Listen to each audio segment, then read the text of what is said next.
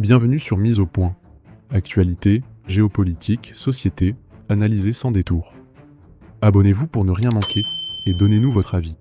Imaginez, diesel à 2,50 € le litre, plein de 100 € sur l'A6, Hormuz bloqué, seulement 3 semaines de stock en France, Trump en difficulté, réserve missiles épuisée, port fermé, guerre Iran peut montrer comme au Vietnam. Idriss Aberkan et Alexis Poulain nous livrent ici une analyse factuelle, les chiffres clés que les médias traditionnels passent sous silence. Crise imminente ? Regardez. On a parlé dernièrement, bien sûr, de la guerre en Iran. On doit parler des répercussions intérieures. Et là aussi, le journalisme citoyen est essentiel, parce que je vais pas vous le cacher, une fois de plus, la presse française nous fait honte. Et je vais vous donner un exemple assez simple, qui va être direct, on peut ouvrir là-dessus. Concrètement, la presse israélienne est plus diversifiée que la française sur le conflit iranien. Voilà. Ouais, c'est vrai. Donc là, je vous ai mis plus 9,7 de Mag, qui est vraiment l'étalon or du journalisme citoyen en Israël. Boum, article de Meron Rapoport, qu'on a reçu plusieurs fois sur la chaîne, on le salue, c'est vraiment un grand monsieur.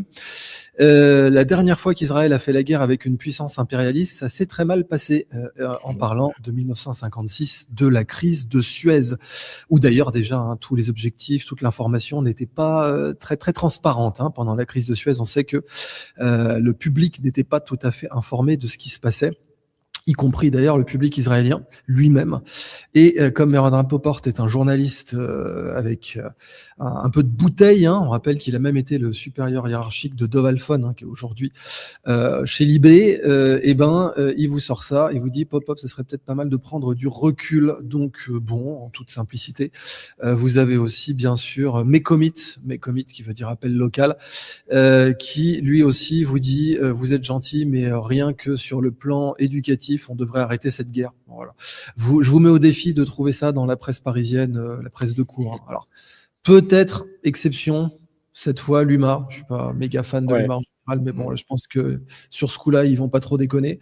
Mais bon, c'est pas vraiment de la presse parisienne, disons la presse des milliardaires, quoi. Là, en l'occurrence, c'est une exception.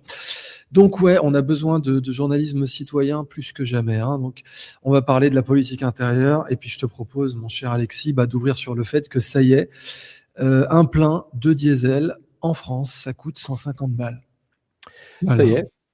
C'est ça. Bonsoir tout le monde. On commence sur une nouvelle effrénée. J'avais fait mon direct hier sur Êtes-vous prêt au litre d'essence à 3 €. Ça y est, il y a déjà des stations-service sur l'A6 qui mettent le diesel à 2,50 €. Ça y est, j'ai pas fait gaffe. Donc ça fait 200 balles le plein quasiment, quoi. Ouais, une station Shell sur l'A6, ça y est. C'est le plus haut qui a été recensé là par les journalistes citoyens. Et clairement, ça ne va pas aller en s'arrangeant, puisque alors certes, le baril augmente. Mais vous le savez, le prix du pétrole à la pompe, ce n'est pas seulement le prix du baril, c'est aussi les taxes, le distributeur, mais beaucoup les taxes en France notamment.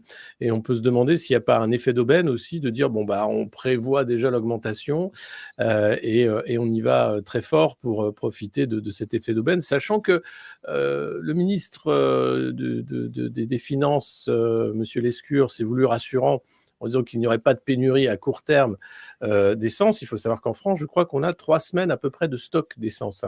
Donc si l'opération, si le détroit d'Ormuz continuait à être bloqué, je pense que là, on verrait les prix s'envoler et des stations-service fermées. Et ça, je pense que personne n'est prêt, ni au gouvernement, ni dans la population, pour vivre un moment pareil. Alors, je ne sais pas s'il y a des plans de contingence, si peut-être qu'au gouvernement, ils ont des informations qu'on n'a pas, mais en tout cas, ça me paraît compliqué ce qui est en train de se passer avec l'inflation qui va en plus s'ajouter et qui va être en différé, c'est-à-dire on va se taper une inflation sur les mois restants de l'année, énergie chère, produits chers, importation chère, et on va avoir à peu près les mêmes discours sur le fait que tout passe par le détroit d'Ormuz.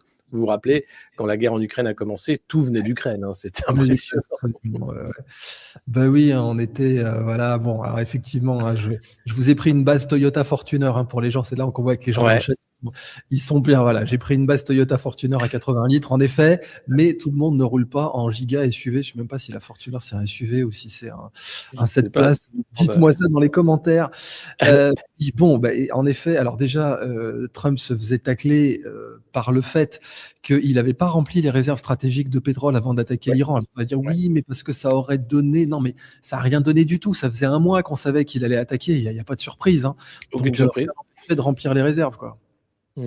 Il a fait, en fait, moi, ce qui ressort de cette opération, c'est quand même une certaine impréparation, ou du moins le fait d'aller très vite, de vouloir aller très vite, pensant que ça irait très vite. Et derrière, on se rend bien compte que peut-être qu'ils avaient calculé la fermeture du détroit d'Ormuz, ça me paraît quand même le minimum. Mais j'ai l'impression qu'ils n'avaient pas calculé le fait que l'Iran allait toucher toutes les bases américaines autour, allait toucher les pays du Golfe autour, fermer Dubaï et l'espace aérien, toucher les centres névralgiques du Golfe, et derrière, pas préparer les réserves de pétrole, avoir des problèmes aussi de ravitaillement et de réarmement pour les Tomahawk, qui doivent aller au port pour remettre des missiles sur les bateaux.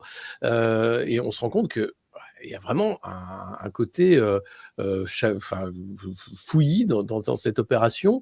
Et Trump qui fait une communication tous azimuts pour dire « Regardez, on est en train de les détruire, c'est formidable », sauf que c'est la première fois qu'une guerre américaine n'est pas filmée. On voit très peu de bombardements, à part un peu sur Téhéran, mais sinon, c'est pas comme Bagdad où c'était matin, midi et soir. On avait ces images de CNN qui montraient la puissance de feu des États-Unis. Là, on a l'impression que c'est beaucoup plus compliqué. Il faut dire que l'Iran est un pays beaucoup plus complexe, un pays montagneux, beaucoup plus large et beaucoup plus étendu. Et on a très peu d'images. C'est la première guerre américaine si peu documentée, voire censurée. Ce qui n'est pas, en fait, dans le sens du discours victorieux de Trump. Parce que les guerres où on cachait les morts, c'était le Vietnam, et ça s'est mal fini, et l'Afghanistan aussi. Ouais. Alors là, il n'y a pas encore évidemment de GI on the ground, mais Trump a dit qu'il n'était pas fermé à l'idée.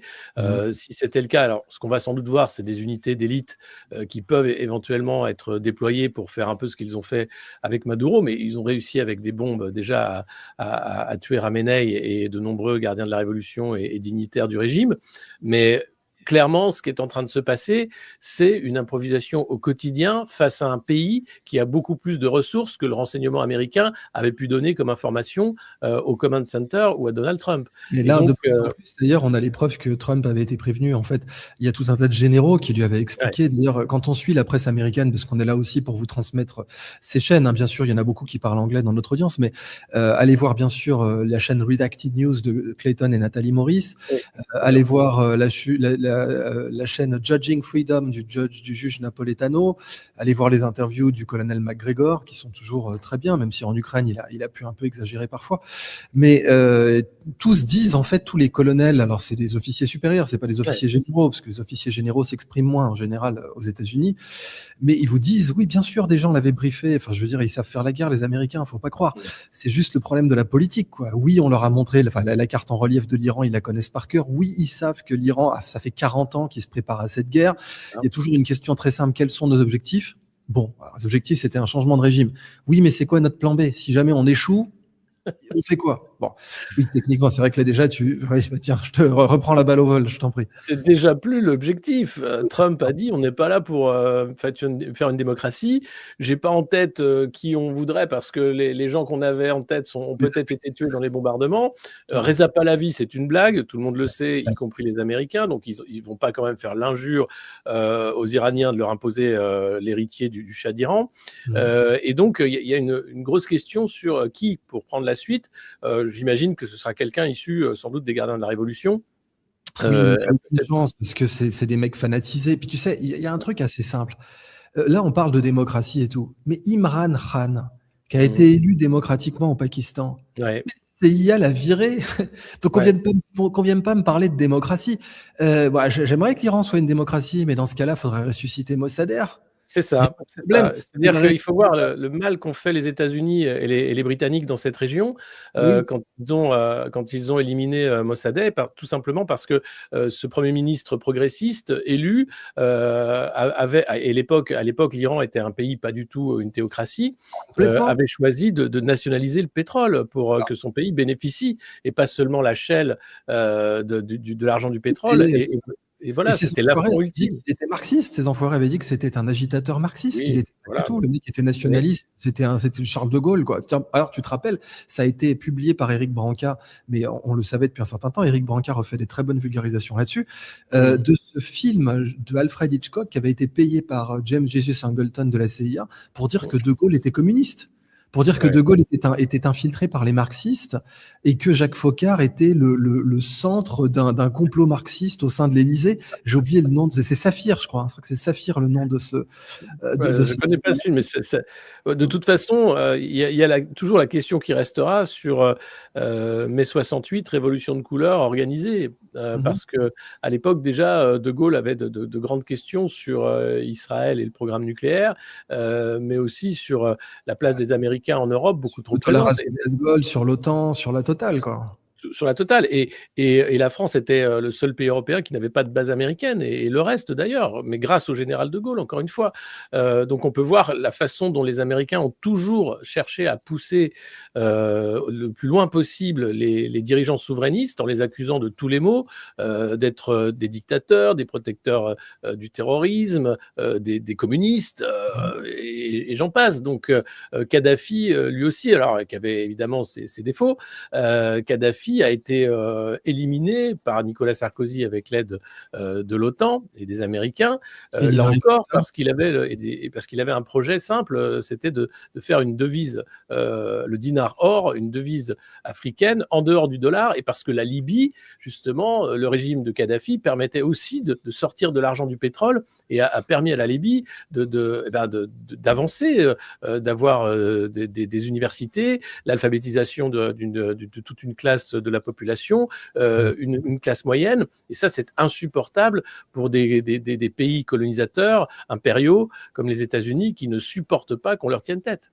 Mhm. Ouais, et puis ça a été dans les dossiers Epstein, ils en parlaient librement, donc Oui, ça y est, oui. enfin, on a tout un Alors, tas de crédits, voilà. je ne sais pas si tu en as parlé, mais ce qui est affreux dans les dossiers Epstein, c'est notamment les échanges avec Peter Mandelson et les Britanniques sur comment ils vont mettre la main sur le magot en Libye, hein, récupérer l'or et faire en Ouais, sorte que tout ça soit directement dans la City à Londres.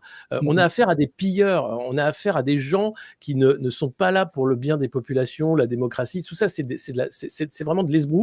La réalité, ce sont des gens qui sont là pour vous voler, pour voler le pétrole, voler l'or et tuer des gens qui leur tiennent tête. C'est que Ouais. ça. Et cette puissance-là, on voit la fin hystérique en fait de cette puissance-là avec Donald Trump, qui rejoue exactement la même partition qu'avec l'Irak. Alors là, on sort, ils allaient avoir une arme nucléaire dans 15 jours. C'est faux, évidemment. Et on a la même chose et on ne se cache même plus. Donald Trump n'est même pas à dire on est là pour la démocratie.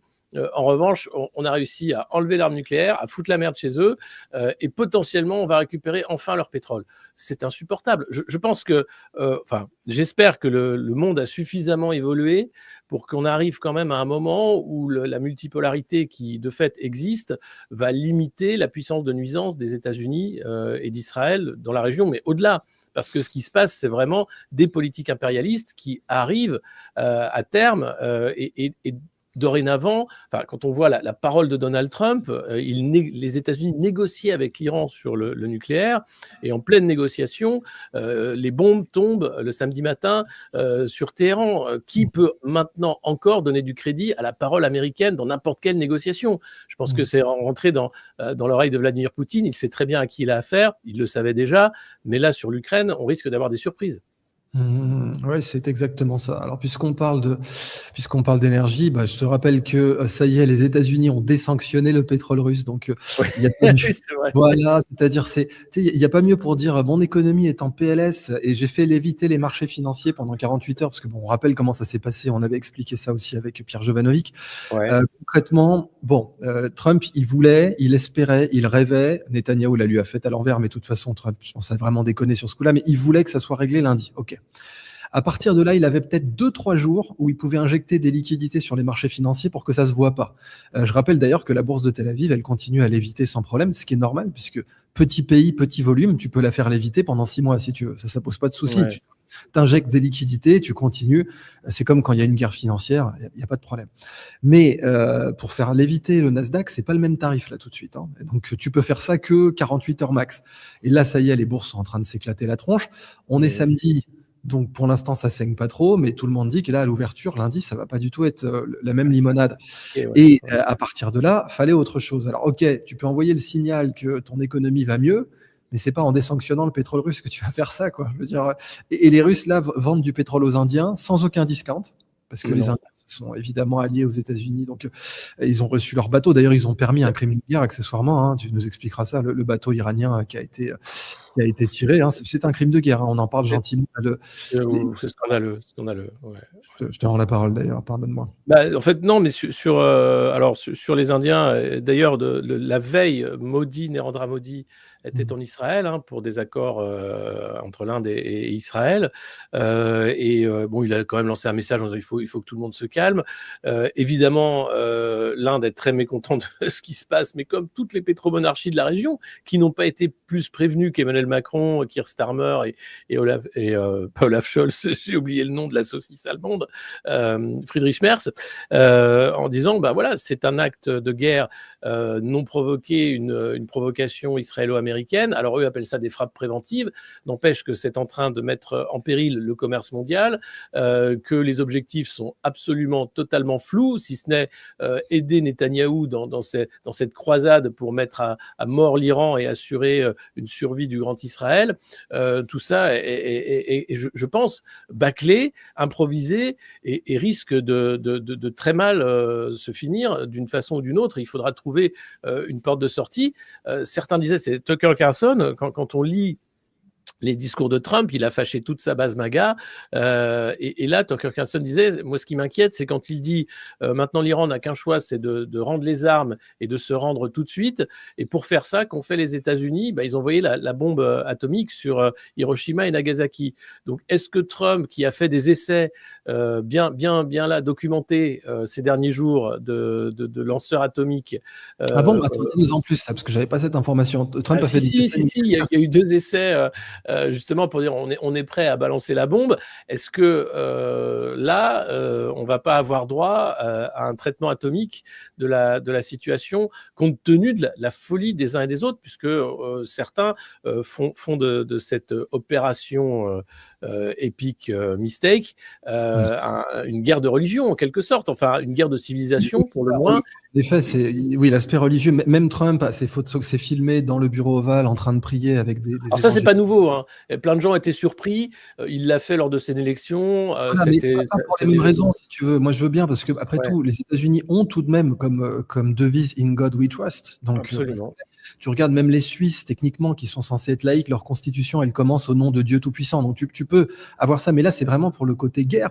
C'était pour donner de la force. Voilà, de ce que tu viens de nous donner sur le fait qu'il a fait des essais nucléaires, enfin des exercices, pas forcément des essais nucléaires avec des détonations. Mais Julian Assange aurait déclaré, alors ça a beau être Julian Assange, moi personnellement, j'y crois pas. Mais Julian Assange a déclaré sur X que la Russie serait prête à filer des armes atomiques à l'Iran. Très personnellement, j'y crois pas une seule seconde, mais ok, c'est Julian Assange, donc il faut quand même le rapporter. Et je suis pas plus crédible que Julian Assange personnellement. Mais moi, j'y crois pas.